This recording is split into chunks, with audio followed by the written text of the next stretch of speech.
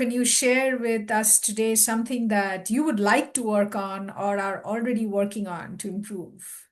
So I've identified several places, but I'll stick to the ones where I actually have a strategy to try and improve on. Um, Fabulous. so I would say um, writing is not I like to do, Mhm. and writing is a long process, and it's not I usually when I procrastinate, it's writing that I'm procrastinating. So what I've done is, excuse me, a friend slash colleague of mine. She's my writing accountability partner. And every week we meet for an hour and a half to write. It's really half an hour is chit-chatting, and then we have an hour that we spend to write. And that little bit, carving out an hour for the week, or even, or if you can, half an hour a day, just to move the needle a little bit is very, very helpful. The other thing is you know, we have, as faculty, we have students, we have staff, we have postdocs, we have other support. It's easy to get interrupted. And so what I've done is been very deliberate about carving out one day a week where I have no meetings. Mhm. There's some flexibility, of course, but that's usually a Thursday for me. I really try to avoid scheduling meetings on Thursday. It's one day where I can get some momentum, accomplish a few things.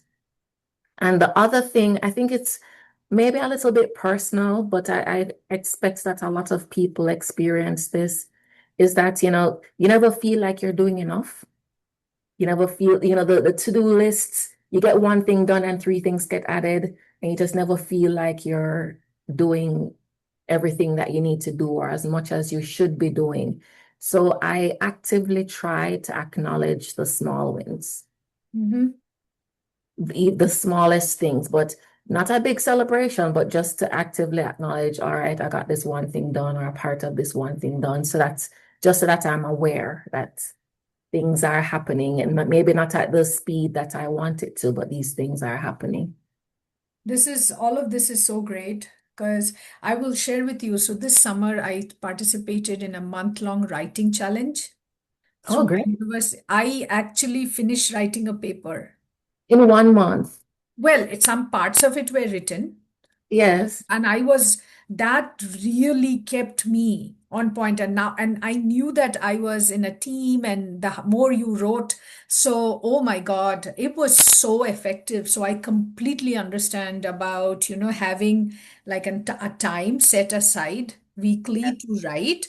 Yeah. And so many people have shared with me this aspect of, oh, I love doing research, I hate writing. And Sounds right. it is a real challenge for sure. And that part about, protecting one day of the week, I Mhm. have thought about it. I have done it with varying levels of, efficacy. Mhm. And that part about, I just love what you said about, celebrating the small wins. This might sound, I don't know what this says about me, that I actually put stuff on a list of things that I have to do just to strike it off and feel good about myself. I think that's a common thing, actually. You have some people who, even if it's not on the list, they will put it on the list. If they did it before, they'll put it on there and strike it off.